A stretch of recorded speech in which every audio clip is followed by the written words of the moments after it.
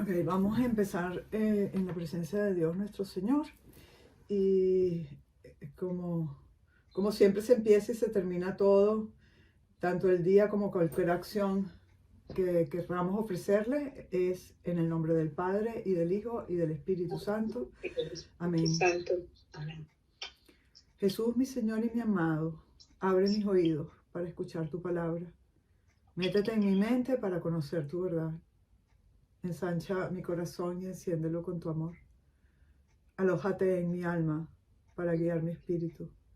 Nunca permitas que el temor se apodere de mí y haz que cada día te ame con mayor fidelidad.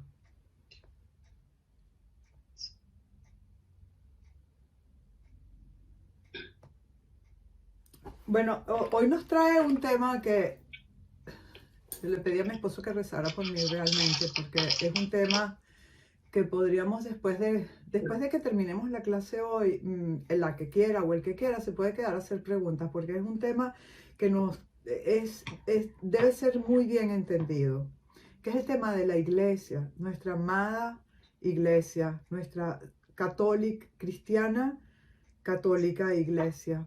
Entonces, hay muchas cosas que ustedes ya saben, pero aunque ya las saben, se van a dar cuenta que siempre hay algo que descubrir. Primero eso, que siempre hay algo que descubrir y siempre hay algo que Dios nos quiere develar y hacernos ver. Segundo, que hay palabras muy repetitivas que nos van a sonar y que nos van a traer a la memoria cosas que ya teníamos debajo, que necesitaban ser un poquito limpiadas y para sacarle lustres, ¿no? Por eso es bueno tener una libreta, algo en donde puedan tener, donde anotar, para que así puedan conversarlo con el dueño y señor de la iglesia, que es nuestro Señor Jesucristo. ¿Ok? Esto no es de un mí para ustedes, esto es de ustedes para con Él. Y yo solamente soy el peor de los instrumentos, pero a fin de cuentas, por algo Dios sabrá.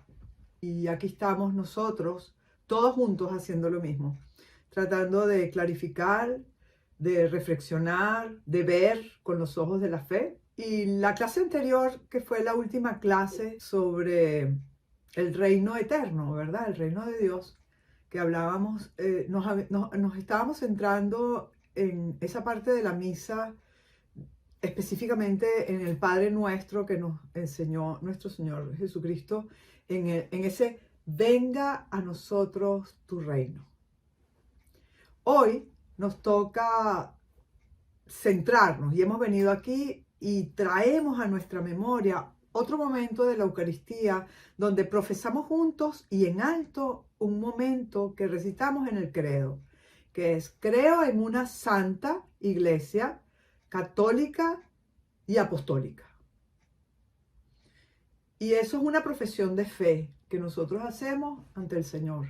Cuando nuestros hijos o nuestros nietos o algún amigo, amiga o hijos de amigo o amiga nos invitan a la celebración del bautizo, una de las cosas que se reitera y se les pide a las personas ahí presentes es que profesen su fe, pero no la profesan de la forma que nosotros hacemos en la Eucaristía, en donde nosotros durante misa profesamos todas nuestras acciones, nuestra profesión de fe, recitando el credo, ¿verdad? Sino que el sacerdote pregunta: ¿crees tú en la Iglesia Católica? ¿Crees tú en Dios Padre Todopoderoso? ¿Crees? En este caso, no, en este caso lo decimos, cada uno de los estribillos del credo se va recitando completo. Pero hemos sido también testigos, como les digo a ustedes, nos han preguntado, ¿crees tú en la Santa Iglesia Católica, Apostólica y Santa Iglesia? Y uno podría decir ahorita: sí creo. Y es el momento de decirlo: sí creo, sí creo. Levantar esa plegaria al cielo diciendo: sí creo, mientras hay millones de personas, no solamente las que están viviendo hoy en día, sino las que han vivido a través de la historia desde nuestro Señor Jesucristo hasta hoy en día, que han dicho: no creo en la Santa Iglesia Católica, y mucho menos que es una iglesia santa. mucho menos que es una iglesia católica y mucho menos que es una iglesia apostólica. Entonces, claro, cada uno de esos elementos lo vamos a través de una conversación muy íntima, vamos a tratar de entenderlos para poder digerirlos poco a poco. Y entonces viene la pregunta que nos hace el Señor a nosotros. ¿De verdad crees en mi iglesia? ¿Crees que mi iglesia es solamente una? ¿Crees que mi iglesia es santa? ¿Crees que la iglesia que yo mismo he fundado es católica? ¿Crees tú misma o mismo que la iglesia que yo mismo he fundado, y nos habla Cristo, es apostólica? Y yo, particularmente, Soraya Sanabria, les quiero decir que hoy en día es muy difícil creer en esta parte del credo.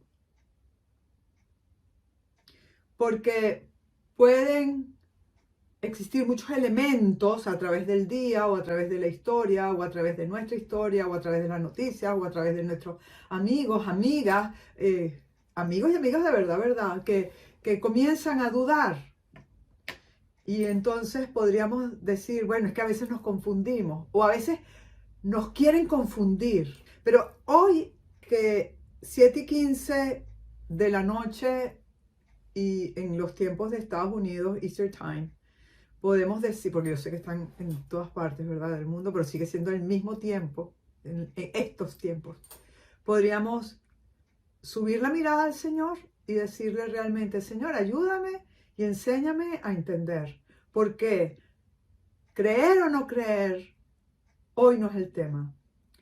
El tema es, Señor, que quiero creer. Ese es el tema. Mi tema no es que creo, o que creía, o que no creía, o no. Mi tema es hoy, Señor, que quiero creer. Ayúdame a entender. Ayúdame a creer. Enséñame. Como le decían los apóstoles a nuestro Señor cuando nuestro Señor estaba caminando por estas tierras. Me encanta decir esa palabra porque esa frase, cuando nuestro Señor caminaba por nuestras tierras, porque Jesús caminó por nuestras tierras.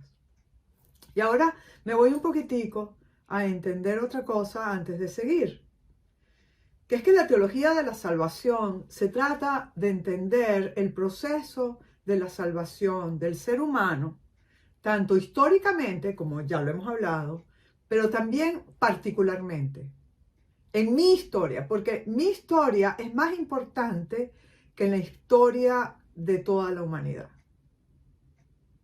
Mucho más importante. Y eso también lo tiene que entender la persona cuando se habla de la iglesia. Entonces, un punto que hay que tomar en cuenta antes de ponerte a hablar o tratar de explicar o tratar de explicarte o entender a la iglesia, entiende de una vez por todas que aquí lo único que importa es tu salvación y la mía. Y que cada uno se ocupa de su salvación porque Dios nos quiere individualmente. No es un grupo, es de tú a tú. ¿Ok? Entonces, en mi historia de la salvación, existe un Dios que se me reveló a mí y hoy me quiere hablar de la iglesia, de su iglesia, y me quiere atraer con locura a esa iglesia. Pero para eso necesitamos entender ciertos elementos para que las cosas caigan solas, caigan por su propio peso. Pero no podemos confundirnos.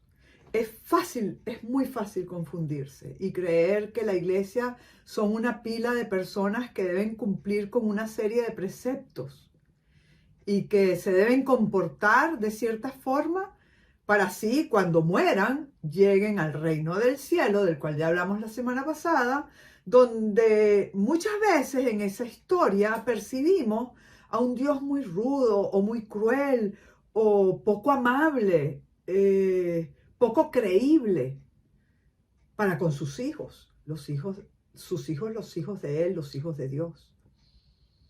y aquella imagen de esa iglesia se va reduciendo y se va reduciendo, se va minimizando y entonces va quedando en el sitio más recóndito de tu corazón, cuando debería estar en el sitio más privilegiado de tu corazón, porque el hecho de que Dios te haya elegido a ti y Dios me haya elegido a mí para estar en su iglesia, tenemos que entender que estamos en un sitio privilegiado. Cuando a una persona le llega una invitación a un teatro, a un cine, a cualquier acontecimiento, a un matrimonio, a cualquier sitio, y te sientan, te hacen pasar y te dicen, ¿tú vas? No, no, fulanito, no, con tu nombre y apellido, te ven en la lista y dicen, no, usted no va por aquí, usted va por esta puerta, y usted se va a sentar en primera fila. Así nos tenemos que sentir nosotros cuando nosotros estamos analizando, viendo o hablando de nuestra Iglesia Católica. Estamos en un sitio privilegiado, estamos en los primeros puestos, estamos viendo a Dios casi cara a cara, porque Dios te da a ti y a mí la oportunidad de conocerlo mejor, de verlo mejor.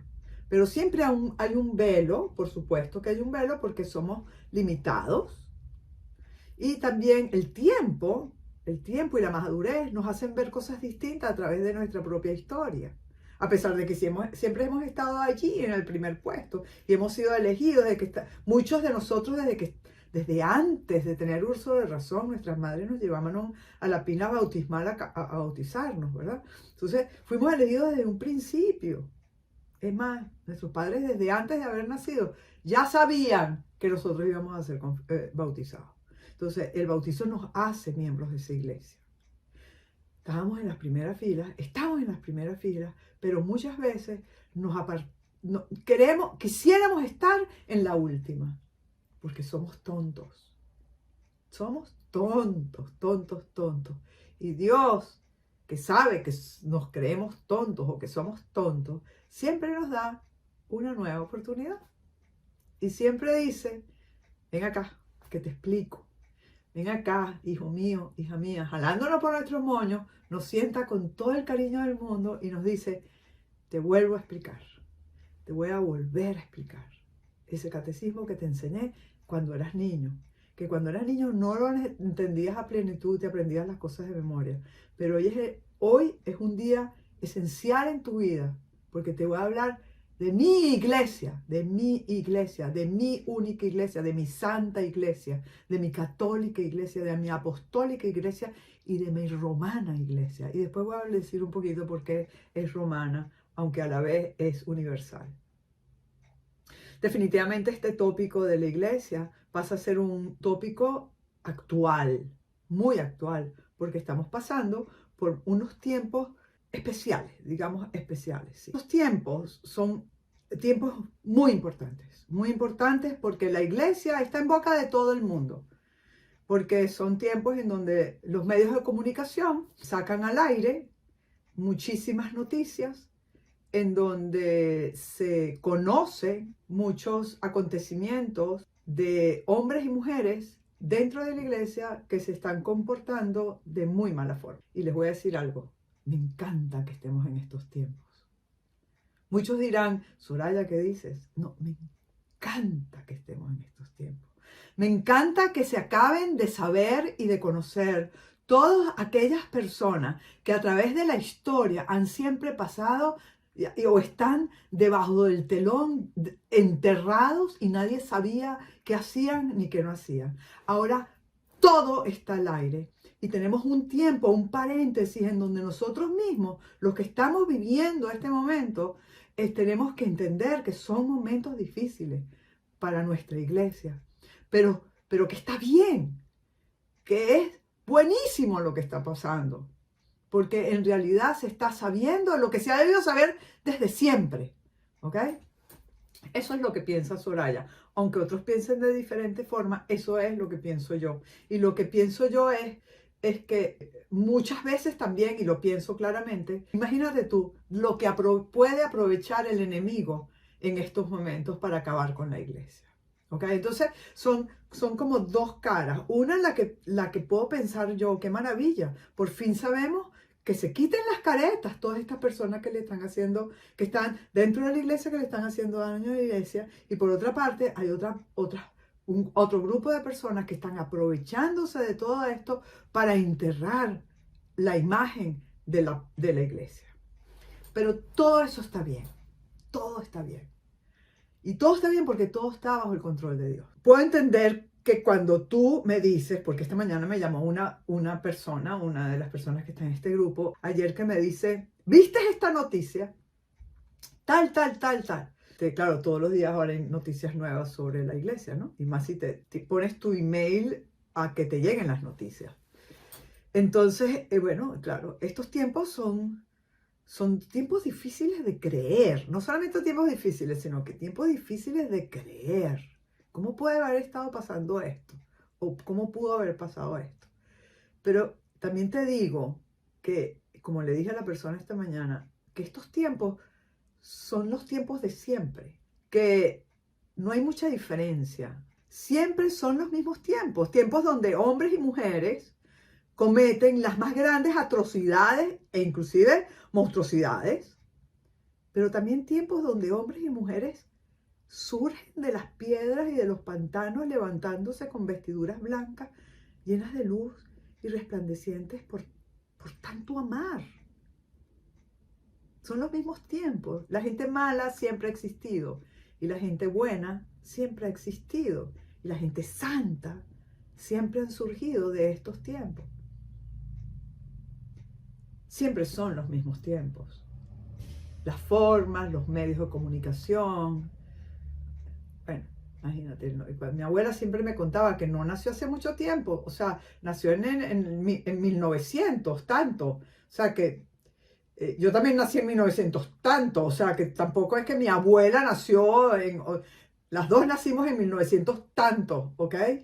Y no había nada, lo único que había era el telégrafo. O sea, es que no había nada, no había teléfono. Ella me hablaba me contaba sobre la forma de comprar la comida y almacenarla para que no se echara a perder. Y neveras, si no había electricidad cuando era chiquita, era con hielo que compraban en la esquina y era un hielo seco, era súper, me parecía increíble. Y hoy en día, ¡boom! O sea, yo le cuento a mis nietos cosas de y me dice, no puede ser, abuela. Y digo, bueno, déjame contarte lo que yo viví, porque yo no nací con una computadora ni con un teléfono celular, y el teléfono era de ruedas que se devolvían, ¿no? Por esto les digo a ustedes, amigos, y también a todo el mundo que vaya a oír este mensaje a través digo acá, porque acá es que tengo la pantalla que me está grabando, que hoy es una invitación a ver a la iglesia con los verdaderos ojos. Y los verdaderos ojos son los ojos de la fe. No existe otra forma. Con ojos de la fe. Si lo vemos con los ojos estos que tenemos puestos acá, no va a encontrar sentido. Ahora, vamos a saltar a la mañana de hoy, cuando me paré en la mañana y le ofrecí el día al Señor, como también ustedes hicieron. Lo primero que hicieron fue mirar al cielo y decir, Señor, aquí estoy y te voy a servir. Más nada, y con eso es necesario. Con eso ya ofreciste el día entero. Y te dices a ti misma o te dices a ti mismo, bueno, voy a misa. Entonces te animas y vas a misa. Y en misa te das cuenta que el evangelio del día de hoy era el de Marcos 8, que decían, y lo leo, en aquel tiempo Jesús y sus discípulos llegaron a Betsaida y enseguida le llevaron a Jesús un ciego. Y le pedían que lo tocara. Tomándolo de la mano, Jesús lo sacó del pueblo. Le puso saliva en los ojos, le impuso las manos y le preguntó, ¿ves algo? Y el ciego, empezando a ver, le dijo, veo a la gente como si fueran árboles que caminan. Jesús le volvió a imponer las manos en los ojos y el hombre comenzó a ver perfectamente bien. estaba curado y veía todo con claridad. Jesús lo mandó a su casa diciéndole, vete a tu casa y si pasas por el pueblo, no se lo digas a nadie. Bueno, esto es un Jesús, primero es un Jesús que enamora, porque es un Jesús que con estas dos estrofas nos hace ver lo bello que es, lo maravilloso, lo profundamente amable. Unos amigos o unos familiares, me supongo que a lo mejor fueron amigos o familiares, le presentan a un ciego. ¿Ok? Ese ciego, él ve al ciego y él lo primero que hace es tomarlo de la mano y llevarlo fuera del pueblo. O sea, él no hizo el milagro en Betsaida. Es una cosa que cae, o sea, habría que estudiar, pero yo no me voy a parar en ese punto. Pero él no quería hacer ese milagro en Betsaida. Él tomó el ciego de la mano, porque el ciego no podía caminar por sí mismo, no le pudo decir, vámonos para afuera, no.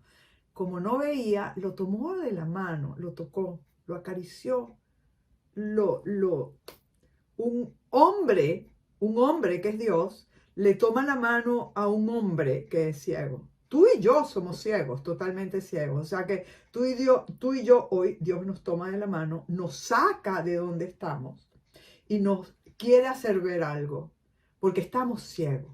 Lo primero que hizo fue ponerle saliva. Utilizó algo humanamente, claramente humano, para que el milagro ocurra, para que la curación ocurra.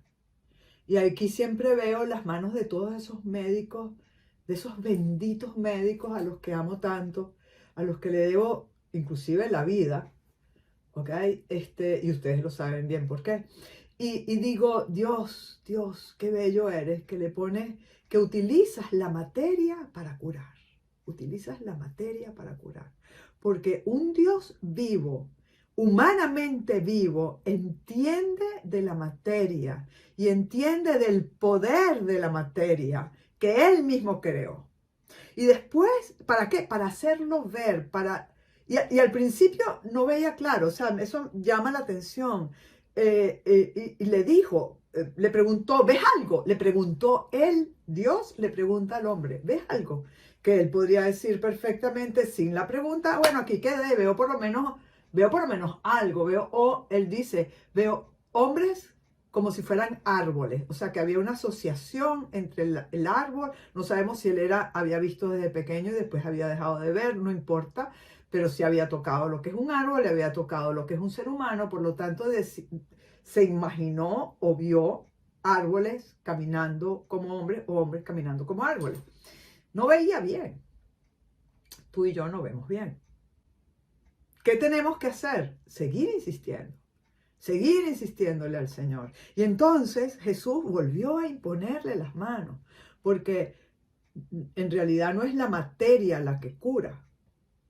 El que cura es Dios, a través de la materia, a través de la ciencia, a través de los avances que Él mismo inspira y que Él hace que se logren. Pero es Dios quien impone la mano. Él es el que dice, sí, va a pasar esto y lo quiero.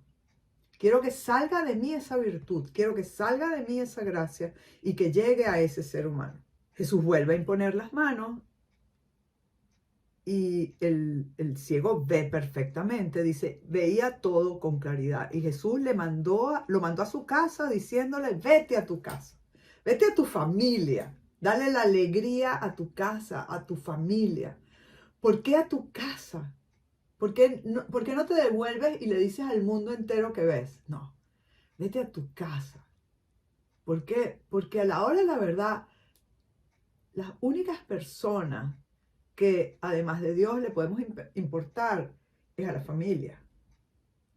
La familia es el centro de nuestra vida. Muchas personas pasarán a nuestro lado. Muchas personas también podemos hacer familia. Podemos que sean parte de nuestra familia, como son los amigos, como son todos ustedes para mí y quizás yo para ustedes, ¿no? Eso es familia, amigos y familiares de sangre.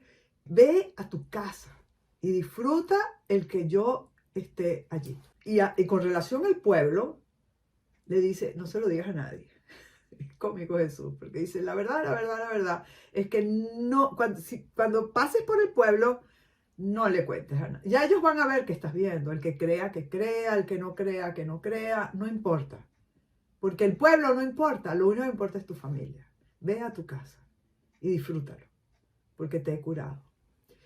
Ese creer, ese ver, ese estar con el Señor, ese proceso de creer y ver, lo tenemos que inmediatamente conectar con nuestra propia fe. Porque cuando vino Jesús, ya vimos la razón por la que vino. En el proceso final de la teología de la salvación, vamos a ver lo que es la cruz, vamos a ver lo que es la resurrección de Cristo. Vamos a conocer el cielo como Él nos los hace ver a través del magisterio de la iglesia. Pero mientras tanto, hoy estamos en la iglesia. Para entender la iglesia hay que entenderla como una familia. La iglesia es una familia.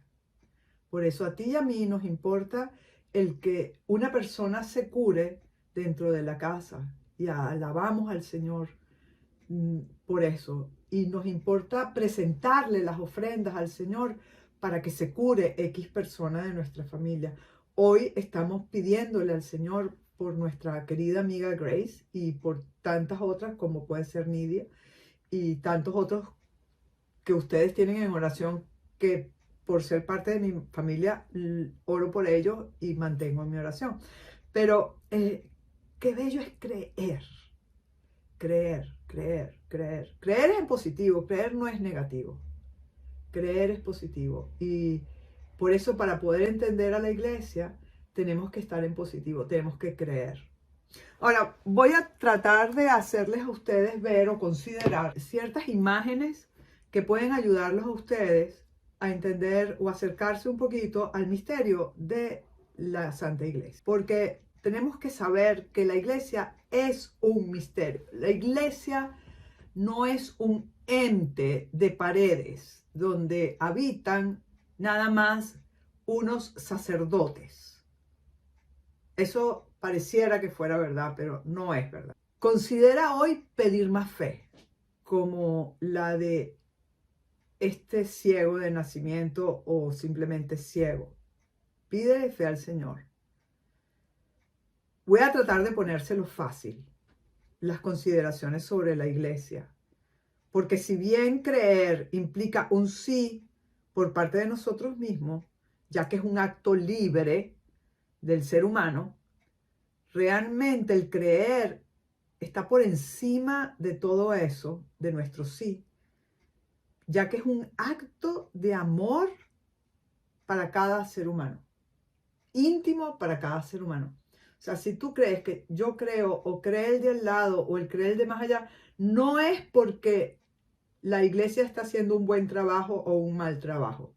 No, no. Considera esto. La fe es un tú a tú de nuestro Señor. Por eso cuando conseguimos una persona y dice, wow, esta persona sí cree. ¡Qué barbaridad! ¿Por qué será que cree tanto? Solamente porque Dios le ha dado la virtud teologal de la fe. Son 3 virtudes teologales, son 3 virtudes que nada más da Dios. Por eso quiero que considere, como estoy considerando yo, seriamente pedirle a Dios más fe para que pueda empezar a andar en el engranaje. La fe, la esperanza y el amor solo las puede dar Dios. Claro, con nuestro consentimiento, con un sí de nosotros, como el sí de la Virgen. Sí, hágase tu voluntad, así en la tierra como en el cielo. No consideres a la iglesia según como la ves. Eso es una segunda consideración que debes hacer para poder proseguir esta clase. La iglesia es el reino de Dios y donde habitan con Él los que creen en Él, los que esperan en Él y los que lo aman. Pero al alcance de la iglesia llega a 3 dimensiones. Hay una iglesia militante, una dimensión militante, hay una dimensión purgante y hay una dimensión triunfante. Nosotros estamos en la iglesia militante. Muchos caminan en esta iglesia en la oscuridad, creyendo que están en la luz y que entiendan que tienen que creer. Una vez oí yo hablar a un papa que decía, muchos están en la iglesia creyendo que están en la luz y están en la oscuridad. Y el que no está en la luz, no está en la iglesia. Tiene la puerta para entrar mientras esté en la iglesia militante. Por supuesto, no solamente tiene la puerta, tiene la llave para poder entrar, pero tiene que querer entrar, tiene que querer dar el sí, simplemente.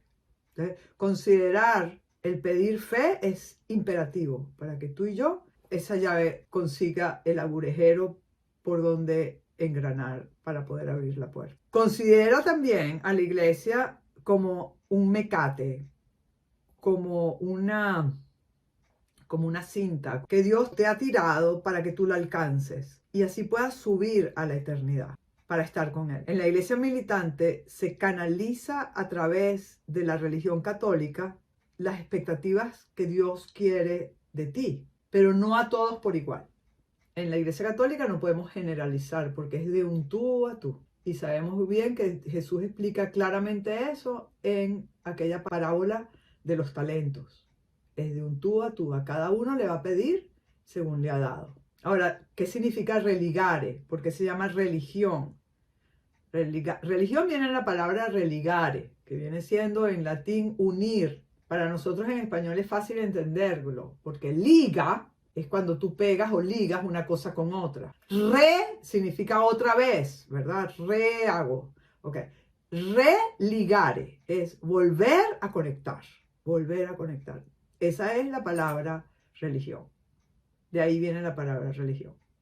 Y esa palabra religión se dice religare porque en realidad la primera caída de Adán y Eva se rompió, hubo un abismo grandísimo entre el cielo y la tierra. Y Cristo volvió a unir el cielo y la tierra. La une. ¿A través de qué? De la Santa Iglesia Católica. De la Santa Iglesia Católica. Él mismo amorosamente decide formarla, él mismo amorosamente decide fundarla y él mismo amorosamente nos dice que no temamos, que Él nos va a enviar al Espíritu Santo para que siga y prosiga la iglesia hasta el fin de los tiempos. Claro, tú y yo sabemos que lo que yo estoy recitando y diciendo son cosas que ya hemos oído desde siempre, desde siempre. Pero es bueno tomarlo en cuenta cuando vayamos a emitir algunos criterios o vayamos a tomar algunas decisiones en cuanto a lo que creemos o no creemos. También es bueno saber que sí sabemos de teología, que no somos unos ignorantes, que a lo mejor no nos acordamos de muchas cosas, pero que sí sabemos de teología. Y que lo que estamos es recordando cosas que están en nuestro corazón porque Dios las dejó ahí en el momento de tu bautizo y ahorita las está simplemente regando y se están convirtiendo en flores que ahora estás viendo. Aquellos que están en gracia del Señor en la iglesia disfrutan del reino de Dios aquí en la tierra, se los explicaba el mes pasado. Tú y yo, que si estamos en gracia de nuestro Señor, participamos, es la palabra, participamos ampliamente en todas las bondades de nuestro Señor hacia nosotros, para alcanzar el reino.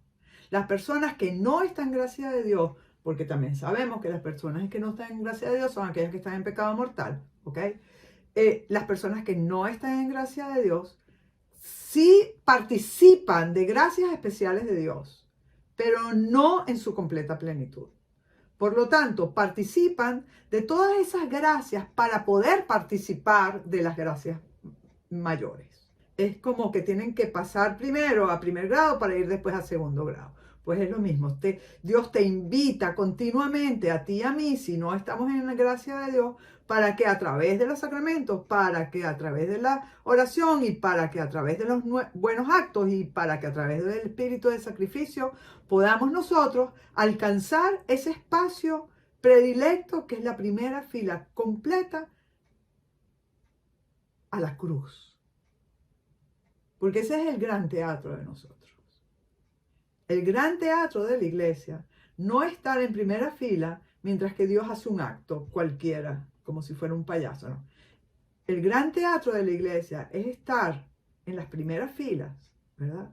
Viendo directamente y participando de la cruz del Señor.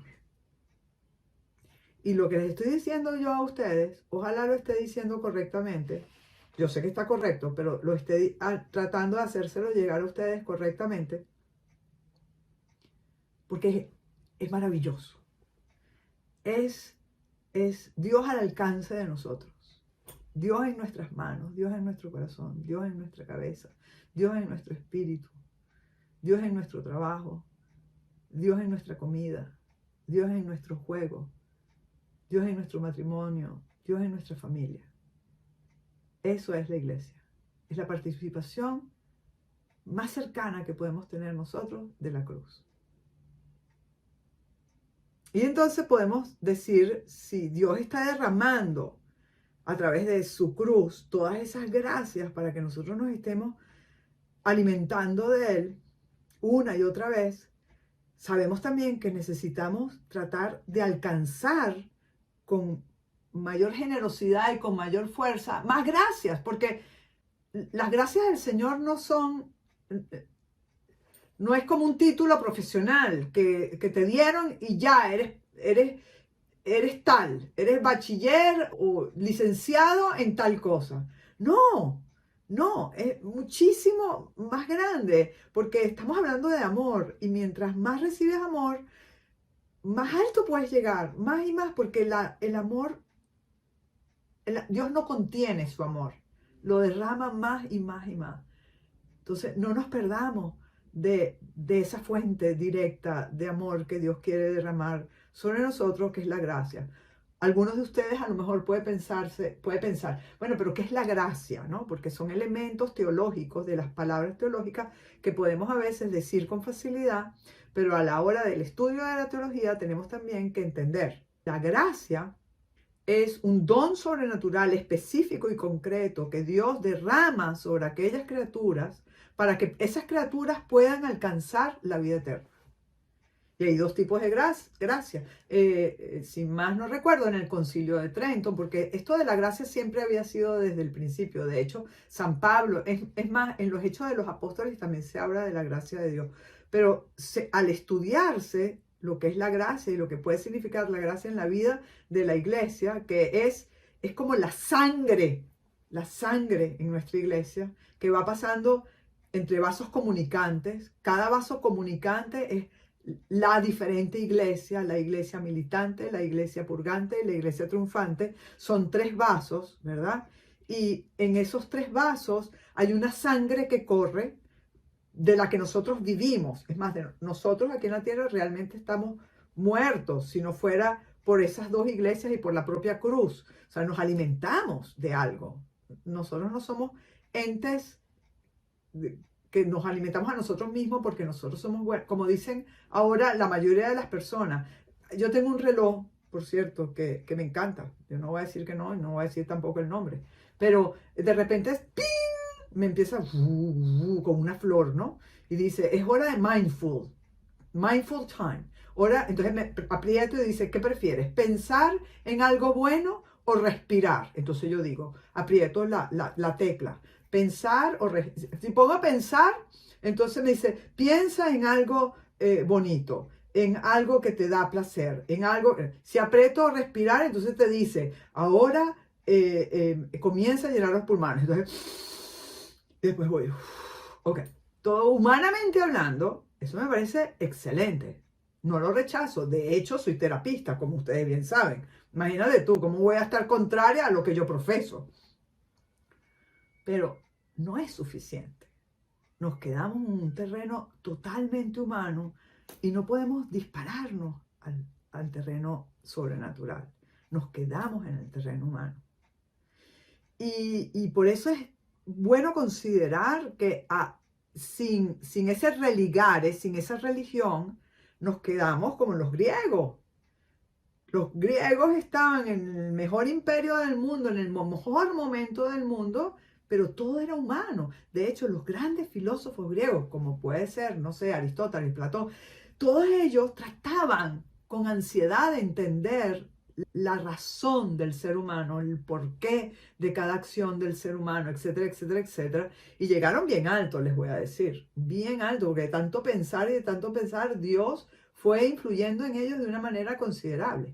Pero nunca pudieron llegar, porque todavía no había nacido Cristo, no pudieron llegar a la gracia. Solamente con la cruz se derrama la gracia sobre nosotros. Comienza Jesús a través de su sangre con la que cubrió esta tierra, en la que caminó, comienza a darse vida en el momento del derramamiento de sangre a través en la cruz. Que no le faltó una gota, ni una, al punto que salió agua de su cuerpo. Ya no había sangre que derramar. Eso es lo que es la iglesia. Eso fue lo que le costó a Cristo fundar la iglesia. Entonces tú y yo podemos hablar de una iglesia en donde hay malvados, en una iglesia en donde hay políticos que se aprovechan, en una iglesia donde no. Esas personas se están aprovechando de la iglesia, pero el único que ve al final del cuento es Dios. Y lo único que le importa a Dios al final de nuestro cuento es nosotros mismos. Por eso nos dirá, mira, es que tú vas a ser juzgado por ti, no por lo que hicieron 20.000 hombres o sacerdotes o políticos o personas en el Vaticano o el niñito. No, vas a ser juzgado tú por tus conductas, por tu comportamiento, por lo que te he dado a ti, por cada sangre derramada que he dado por ti, para que tú te ganes el cielo. Aprovecha la cuerda que te estoy mandando. Deja de ver donde no tienes que ver. Deja de buscar donde no tienes que buscar. Deja de hablar de quien no tienes que hablar. Deja que se ocupen los que tienen que ocuparse. Y tú a lo tuyo. El policía a su trabajo de policía, a buscar gente que esté haciendo mal en la calle. El médico que se ocupe de curar. La maestra que se ocupe de educar. El carpintero que se ocupe de hacer lo que sea, ya sea mesas, cocinas, el plomero a sus tubos, a limpiar las cañadas de las tuberías del mundo. Y cada uno en lo que tiene que estar. Y en la casa, y en el hogar, ocúpate de quien te tienes que ocupar. No te olvides de tus hijos, que aunque estén viejos, siempre necesitarán formación. Que una palabra que le diga una madre o un padre a un hijo, pase lo que pase y sea como sea, siempre influye positiva o negativamente en él. Entonces, guárdate tú en tu mente, en el tiempo de oración, pregúntale al Señor, Señor, ¿cómo quieres que yo haga mi iglesia de mi hogar?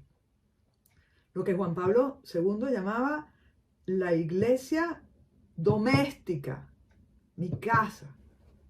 Seguimos con que la iglesia es el templo de Dios. Seguimos con la idea de que Cristo formó una iglesia aquí en la tierra y que esa iglesia se llama la iglesia militante. Jesús la formó, la fundó. Él dijo con sus propias palabras, Pedro, sobre ti edificaré mi iglesia. Así mismo dijo. No hay palabra, no he quitado ni he puesto palabra. Él dijo eso. Le dijo a Pedro, sobre ti edificaré mi iglesia.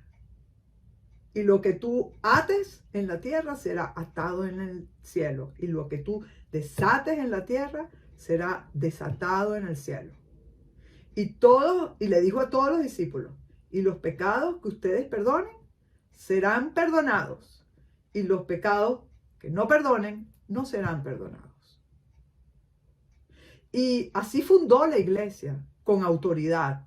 Con una autoridad que no viene de la propia persona, sino que viene de Dios, de Cristo. Y cada uno de nosotros, con la autoridad que Dios nos ha dado, tenemos que saber que cada uno tiene una autoridad distinta, que hemos hecho nosotros con su iglesia.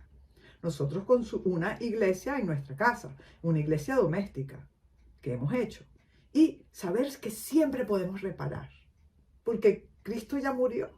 Que todo lo que hemos hecho mal, yo siempre me digo, bueno, les cuento algo un poquito de mí, pero es como todo, cuando uno es madre, le quedan siempre huecos que uno dice, ay, si le hubiera enseñado esto, si pudiera retroceder el tiempo y me hubiera acordado de decir esto, si esto, si esto.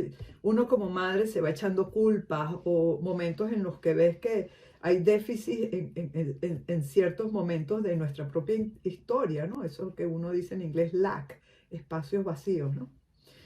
Y después me doy cuenta y digo, pero qué tonta, qué tonta. ¿Es que acaso Dios no murió?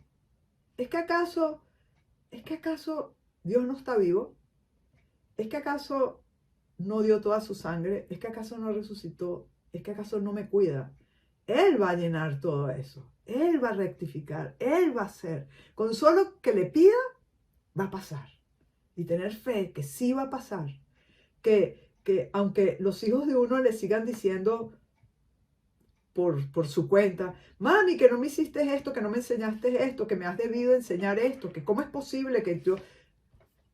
Siempre van a decir algo como nosotros también hemos dicho de nuestros padres y así sucesivamente, pero tenemos que saber y que creer que hay un Dios que sabía y conocía nuestra situación y hay un Dios que es más padre que todos nosotros y que va a lograr llegarle a nosotros, que nos va a llegar a lograr a nosotros, a nuestros padres y a nuestros hijos y a todas nuestras herencias futuras. Él, a través de nuestra oración y nuestra actuación, va a vernos con ojos de misericordia y va a saber sanar y curar y enderezar aquello que no pudimos hacer en su momento, por X razón. Y eso es la iglesia. Eso es la iglesia. Entonces siempre estamos viendo a la iglesia como un ente distinto a nosotros, como un ente fuera de nosotros. La iglesia somos tú y somos yo. La iglesia somos ustedes y somos nosotros. Esa es la iglesia. Es un templo de una magnitud universal, por eso se llama católica. Universal es católica. Católica viene de la palabra catholic, que es en griego, y luego pasó a ser latín y así derivó hasta la palabra que hoy es en día. Pero significa universal, porque no es nada más para esta tierra, porque no es nada más para la iglesia militante, es universal porque va más allá de lo que nosotros podemos ver o conocer. Y por eso mismo es un misterio, entonces no lo podemos entender todo, no podemos visualizarlo por entero, pero sí podemos percibirlo a través de nuestros sentidos externos. Entonces leemos las escrituras, vemos el magisterio de la iglesia, que lo más bello del magisterio de la iglesia, que es a través de toda la historia de la iglesia, sigue siendo el mismo, sigue siendo el mismo. Muchas veces pensamos, es que el Papa quiere cambiar, o este Papa en el siglo no sé qué cuánto cambió o no cambió. No. El magisterio de la iglesia sigue siendo el mismo y será el mismo. Porque el Espíritu Santo habita.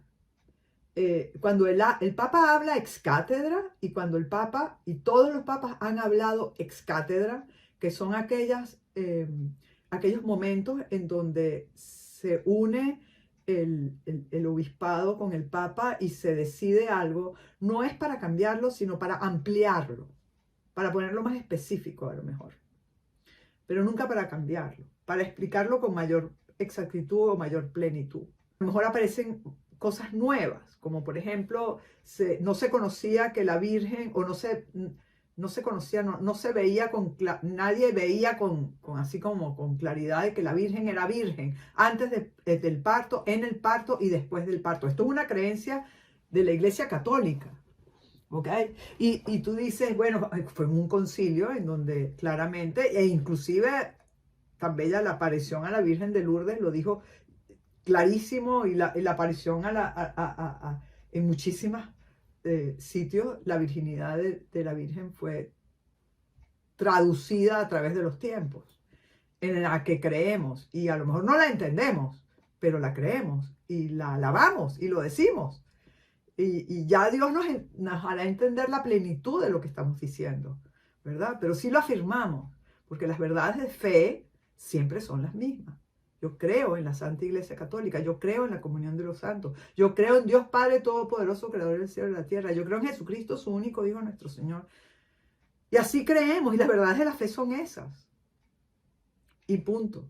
Y han puesto, a lo mejor el credo apostólico es distinto al segundo credo, claro, porque el primero fue el escrito por los apóstoles, creo que fue en el primer concilio en Israel, pero después vino otro que dice exactamente lo mismo, pero como que más claro, como que vamos a alargarlo, pero vamos a ser más concisos, ¿no? Para que se pueda entender, concisos en el sentido de que vamos a penetrar un poquito más, a ver con exactitud el punto. Y así a través de los concilios, de las encíclicas y de los tiempos, todo gira alrededor de exactamente lo mismo.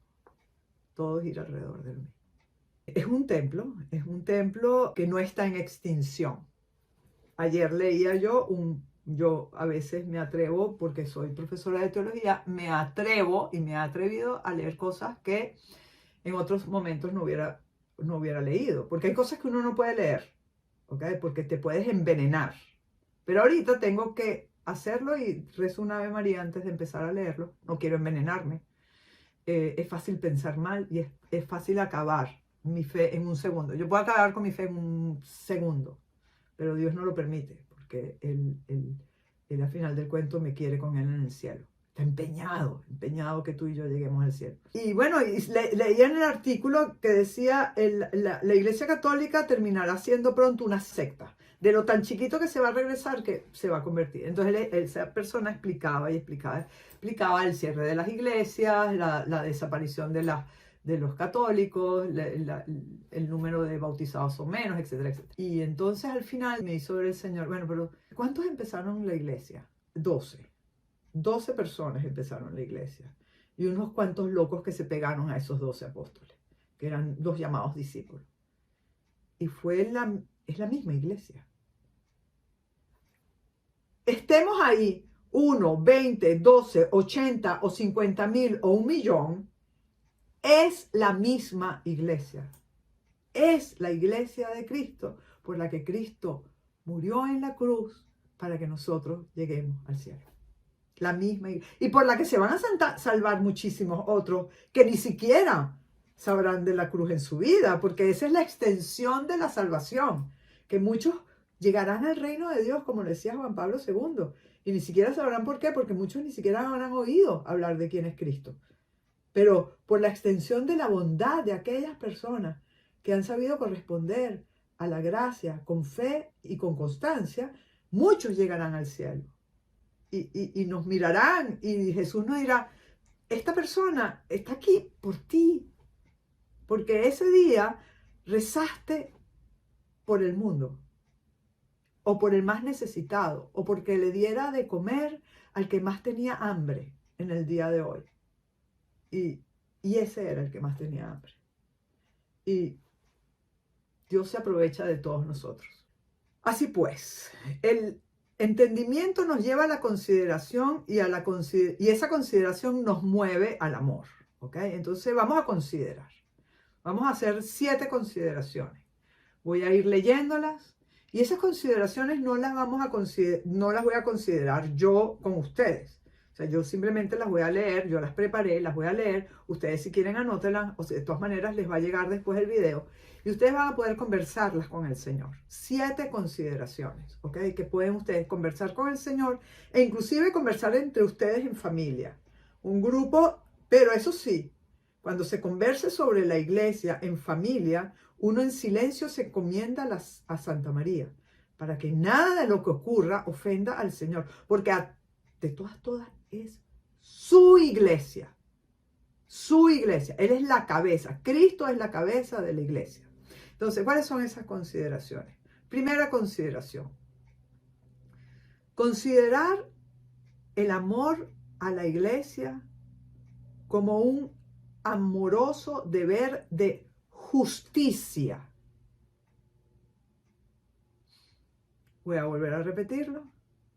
Considerar el amor a la iglesia como un amoroso deber de justicia. Esa palabra justicia es muy importante que la consideren frente al Señor.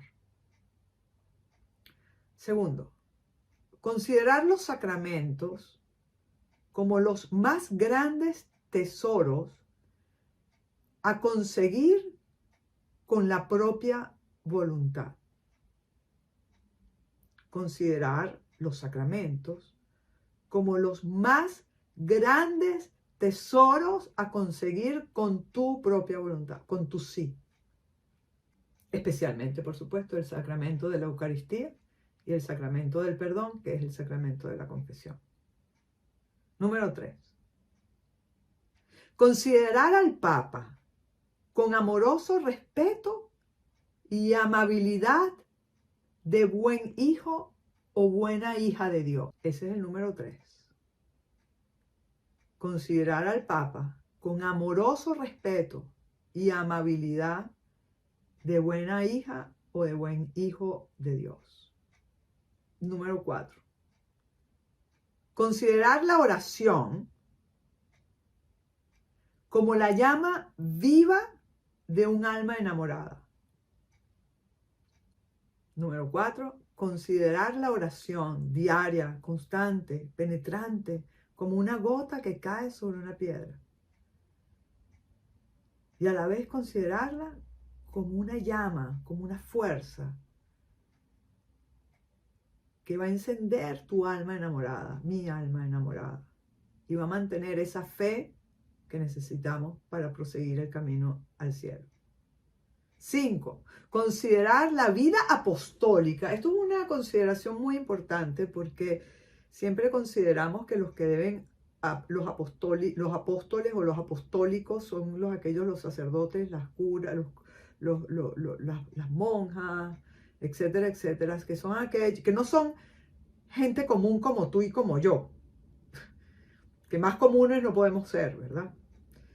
Considerar la vida apostólica como la llamada de Cristo a proseguir la iglesia, ya que hemos sido llamados todos a mucho más y a llegar a más.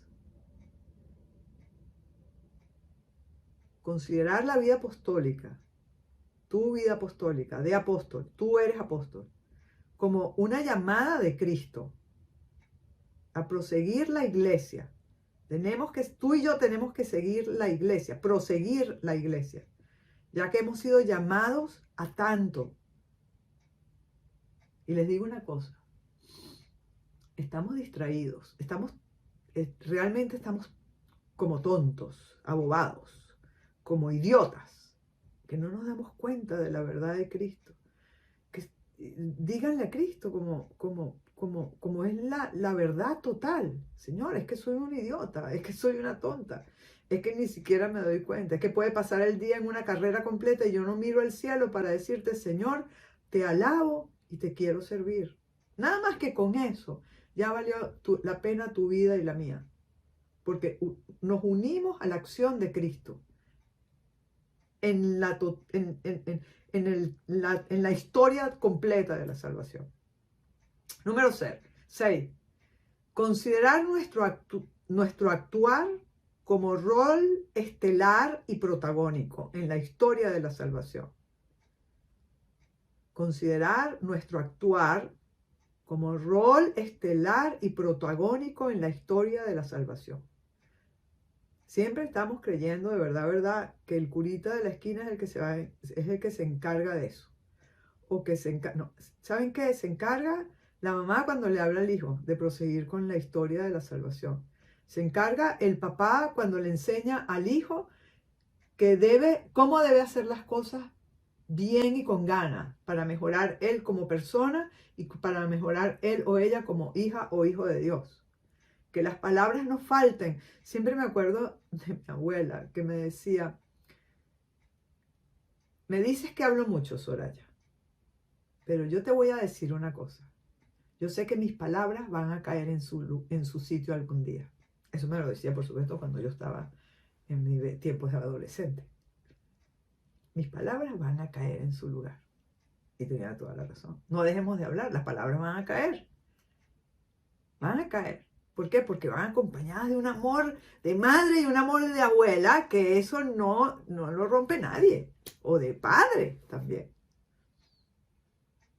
Ojalá los padres actuaran mucho más en la vida de los hijos en estos tiempos.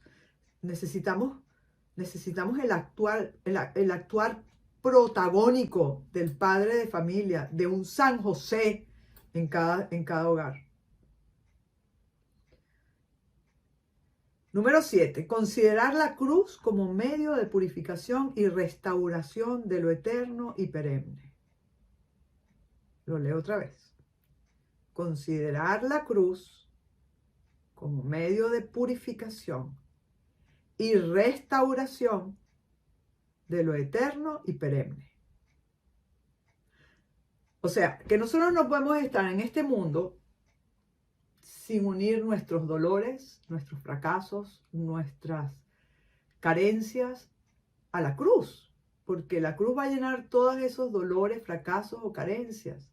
Y tenemos que purificar todo aquello que hemos hecho malo, y encima de eso tenemos que purificar, ayudar a corredimir al mundo es unir nuestro dolor y el dolor de tantos a esa cruz. Y con eso nadie habla de purificación hoy en día. Eso parece que fuera de los libros antiguos de la iglesia, de una iglesia antigua. Pues no, es más actual que nunca. Súper actual. Tenemos que purificar, tenemos que llenar este mundo de bien, con abundancia de bien, para encontrar el bien en este mundo. Pon amor donde no hay amor y encontrarás amor. Y lo repito, es un dicho muy español que repetía San José María constantemente y que aprendí desde pequeña, y mis alumnos, ustedes, me han oído decirlo varias veces, pero es una gran verdad. Pon amor donde no hay amor y encontrarás amor. Pon crítica y vas a encontrar crítica. Pon cochinadas y que vas a conseguir es cochinadas. Pon amor y vas a encontrar amor. Y si eres la única o el único que lo pone, de todas maneras vas a seguir encontrándolo y los demás también lo van a encontrar. Voy a finalizar la clase con algo que escribió San Pablo VI. Nunca lo había hecho un quote, no lo había traído a cotación como San Pablo VI, sino como Pablo VI, ¿no? Y esto fue una locución del junio 23 del 66. Dijo: si se mira con ojos de fe, se descubre que la iglesia lleva en sí misma y difunde a su alrededor su propia apología. Quien la contempla, quien la estudia con ojos de amor a la verdad, debe reconocer que ella, independientemente de los hombres que la componen y de las modalidades prácticas con que se representa, lleva en sí un mensaje de luz universal y único, liberador, necesario y divino. Bellas palabras. Y quiero finalizar pidiéndole a la Virgen. Vamos a pedirle a la Reina, a esa madre mía, a esa madre tuya. Y ahora pido por ustedes y le pido a ella y le pido por mí, le pido a ella por nuestras familias, por nuestros sufrimientos, por nuestros fracasos, por nuestros pecados, para que ella se encargue de llevarlo todo a nuestro Señor, que es su Hijo, y logre convertir lo que hemos hecho, que parecen piedras, lo convierta en rosas. Que nos lleve de la mano por caminos seguros, de esos caminos seguros que nos dio nuestro Señor Jesucristo, que fueron sus sacramentos. Que nos lleve a la oración, que nos lleve al amor y al actuar en el amor consecutivamente, y encima de eso que no lo hagamos para que se note, sino que lo hagamos por Él. Que descubramos su gracia de Él en nosotros, porque ella nos baña, ella como madre nos baña y nos llena de luz, porque es una madre que acaricia, es una madre, es lo máximo. Si podemos creer que en algún momento las que hemos sido madres, pudimos ser buenas madres, o que nuestras madres fueron buenas madres, ella no, bueno, no es nada al lado de lo que pudieron ser nuestras madres o lo que pudimos hacer nosotros como madres. Nada, ella es todo, ella es la perfecta madre. Y sonríe frente a su hijo por nosotros, sus hijos también. Madre, haznos partícipes del reino de tu hijo. Santa María, Madre nuestra y Madre de Dios, ruega por nosotros. Amén.